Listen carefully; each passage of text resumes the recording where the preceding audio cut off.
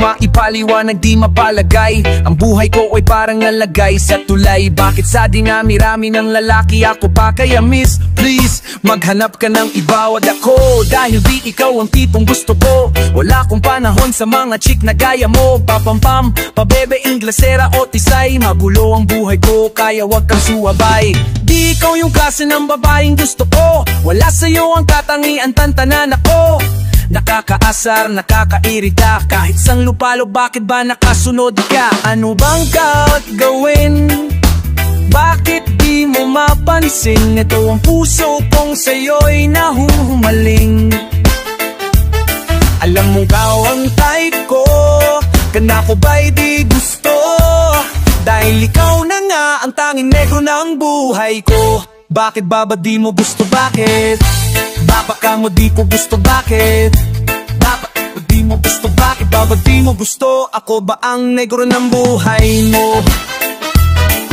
Sabihin mo sa akin kung ano ang gusto mo. Nakahanda akong gawin ng lahat para sa'yo. Maglalaba, maglilinis, magluluto ng talong. Paborito ko ikaw, parang kanin na tuto. May asim at may alat, ang pag-ibig kong tapat. Kahit langit at lupa ang kulay ng ating balat. Hanggang wakas ikaw lang ako'y di magbabago. Walang iba umasa, asumpa sa'yo't pangako. Ano bang dapat gawin?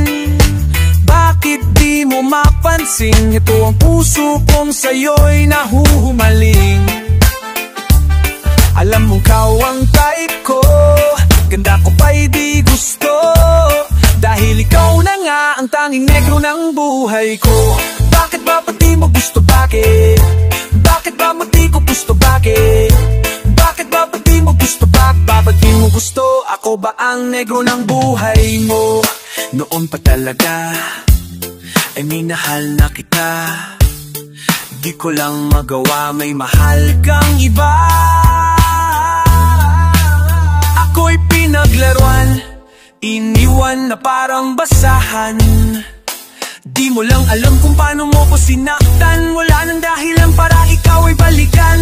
Ano bang dapat gawin? Bakit di mo mapansin? Ito ang puso kong sa'yo'y nahumaling.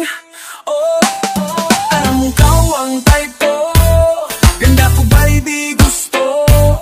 Ganda ko ba'y di gusto? Dahil ikaw na nga ang tanging negro ng buhay ko.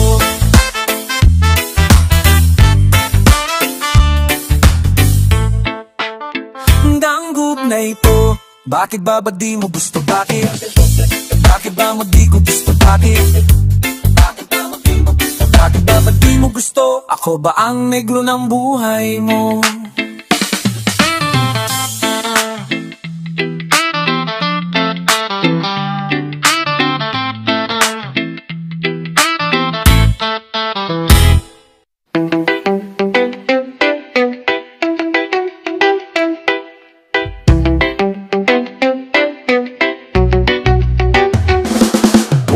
Ang isipan upang maunawaan ang bawat katagang nadahan-dahang bibitawan. Ako'y pakinggan, ang kwento ko'y isa larawan. Kung interesado sa tagang kinabukasan, isa batol sa taong meron din pangarap na di matupad kahit anong pagsusumikap. Huwag mong ipilit kung baluktot ang pangungusap, hindi hadlang kung isingilang kang mahirap. Mga ngatuwiran, hindi magandang dahilan. Sabihin mo mababa ang iyong pinag-aralan. Kalokohan, pag gusto gagawa ng paraan. Subukan mong magbago, ang shabu iyong iwasan. Imulat ang mata, isipin mo ang iyong pamilya. Paano ang umaga kung lulong ka na sa droga? Hindi pa huwin upang baguhin ang sarili, at laging tandaan na sa huli ang pagsisisi. Ako'y pakinggan, ang kwento ko'y isa larawan. Tungkol kay Jessa, dalaga, sexy at mayaman. Isa sa biktima ng drogang salot sa lipunan. Isa sa sa bawat detalye at kaganapan. Jessa umalis, isang lugar pinuntahan. Doon magaganap kaarawan ng kaibigan. Nang matapos ang kainan, niyaya mag-inuman. Agad sumama, akala pinsan ng kaibigan. Oras tumaraan, unti-unting tinatamaan. Si Jessa inalok, ang marihuana ay subukan. Hititang gaga, maganda raw sa kalusugan. Hindi na namalayan ng buhatin sa higaan. Saplog sa katawan, inalis ng dahan-dahan. Walang kamalay-malay, ang bangat binipilahan. Nakakaawa, buhay sa droga ay nasira. Nang siya ay magising, mga mata ay lumuluha.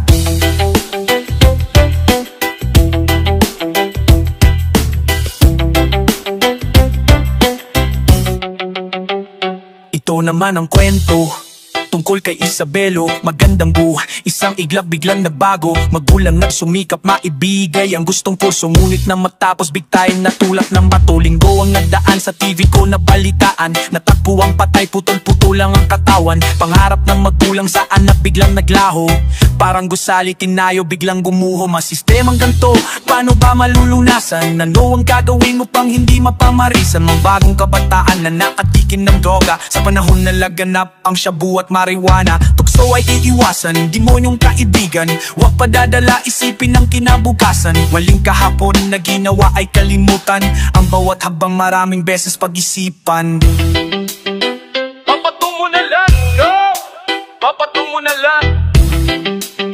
Yo, kwento, istorya ng buhay, mga kaganapan, sipat itibang sulok ng mundo. Ulit-ulit, nangyari na, nangyayari pa ulit. Sana kahit sa kapirasong kanta lang, maniwanagan ng saradong pag-iisip ng iba. Kayong kaibigan lang, dumaan na tayo dyan. Gaya ko, gaya mo, gaya mo, gaya niya. Di ba alam na natin ang resulta? Ano pa ba? Tigil na, gaya mo. Umaanding akrap,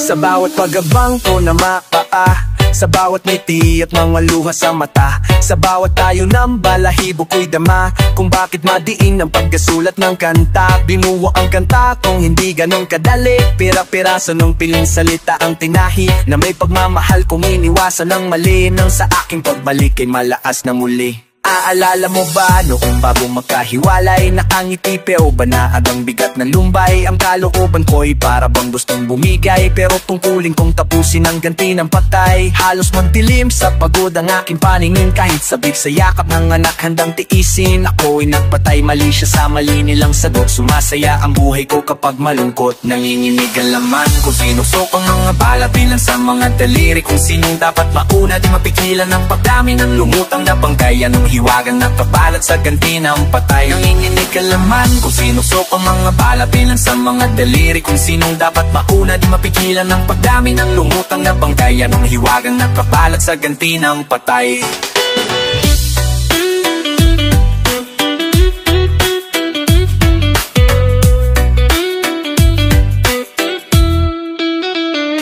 Tagang isipang inukikilang sagot, sasabay pa ang pagdapo ng minsanang kumbagot. May mahinasyong malikot, baka kulang sa sundot. Patripo mo ulan na pero parang tatuyot. Ako'y gagala-gala muna para di mainip, magkaharap sa kasalubong kung pareho ng trip. Magkita-kita sa mata kahit sumabit sa jeep. Di baling sigawan ako, wag lang tawagin na pitubong puso. Kung sinagupa ang taas ng mga alon, sinalubong mag-isa kahit na mabigat ang hamon. Dilinta na ang dugo, ang katawan ko na bumangon. Saksi sa harap mo'y mga bangkay na tumilapon. Dagdag-dakang butil na pawis ng bano. Ang yayabang umasta, hindi naman kano. Inaal ko yung laro, patawa-tawa si Aligma.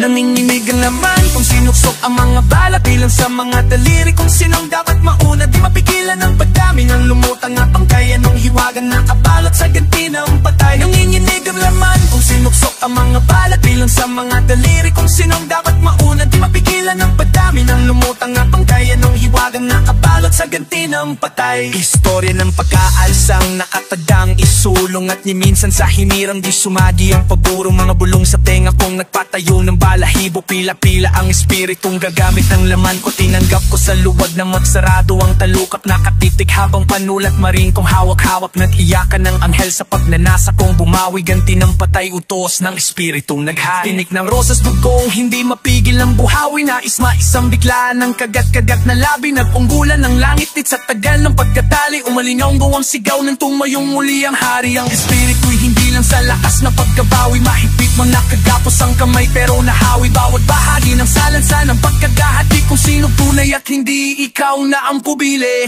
Nanginginig ang laman kung sinuksok ang mga bala. Bilang sa mga daliri kung sinong dapat mauna. Di mapigilan ang padami ng lumutang na bangkay. Anong hiwagang nakabalot?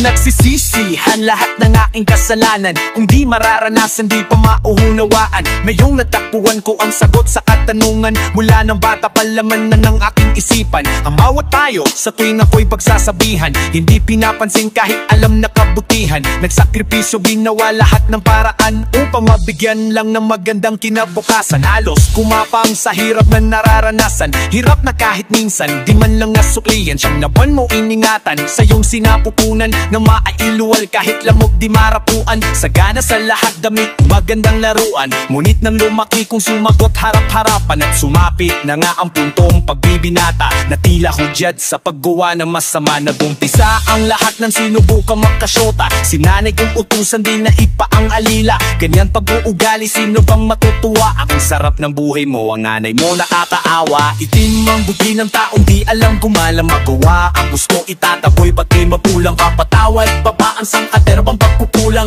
at kasalanan na halos di na rin mabilang. Nagtimang kunting na tao di alam gumalang magawa. Ang gusto itataboy pati mapulang kapatawad. Babaan sang katerbang pagkukulang at kasalanan na halos di na rin mabilang. Magagawang tiisin na maguton si inay. Nasunod mo lang ang nobya na lahat ibibigay. Pangyayaring kinagulat mo nang siya'y humiwalay. Nung tumoy parang sasabog halos magpakamatay. Naisipang tigman ng shabu at mariwaana. Tuwang-tuwa naman mga demonyo mong barkada. Si inay di makatulog, nagdamang nag-alala.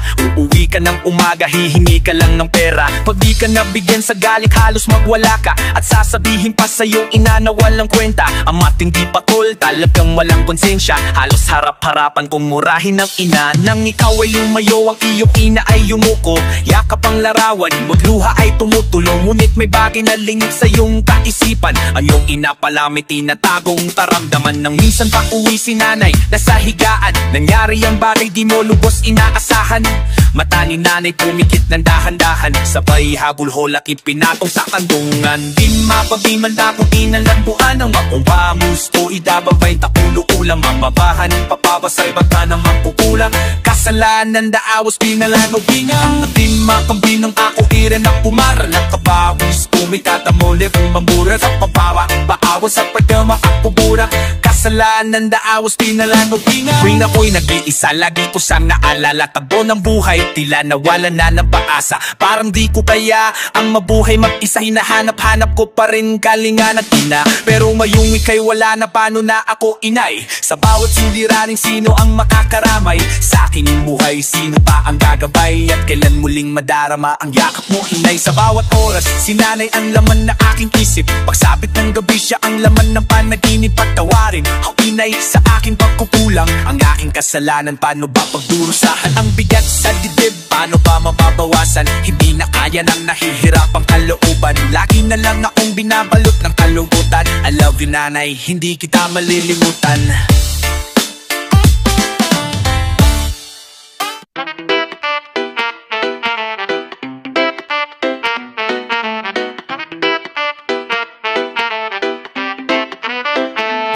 Sa pagangat ko ng bandilang iwinawag ay way simbolo ng tagumpay na sa atin ng mga kamay. Nabigyan ng katuparan pang kalahatang mithiin. Wala ka ng mga problema, dapat pang isipin. Ang tagbo ng sistema sa paligid ay maayos, may pagmamahalan. Lahat sumasabay sa agos kaguluhan. Masasamang gawain binasura, gera ng Pinoy sa Pinas di na makikita. Pagtutulungan na may malasakit na kalakit. Matitikman ng bagay ng hindi lang panaginip. Walang bilanggo iiyak pagsapit ng gabi. Panatag ang pamilya matutulog ng tabi. Sagana ang lahat, sariwang hangin at pagkain. Walang Pinoy na makikita ng alilang alipin. Masaya ang bawat yakap, mas mahigpit. Sino man sa atin di ko hahayaang may sakit.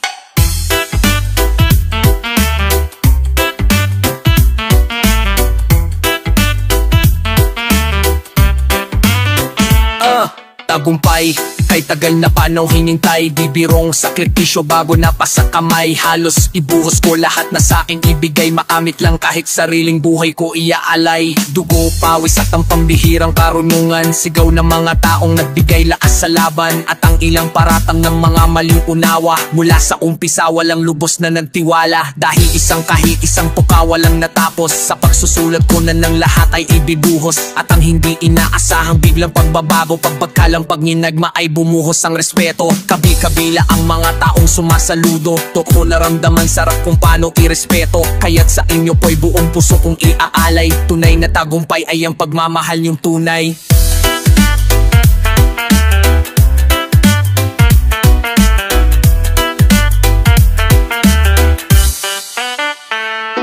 Tagumpay, istorya ng isang alamat, tibay, tatag, pusong manunulat, daan ng maliit iskinitang makipot. Mga pagsubok bago karangalan nahakot, sinalo lahat ng masakit na panglalait pero di bumitaw, lalo pang humigpit ang kapit. Matamis na ngiti ang supli ko, imbis na galit kapalit ay kalayaan ng mga sariling awit. Tandaan, para irespeto ng ilan, maging halimbawa ng isang mabuting dahilan. Tagumpay para sa amin na kami pakinggan, tagumpay tuwing maririnig ang bawat palakpakang kampay.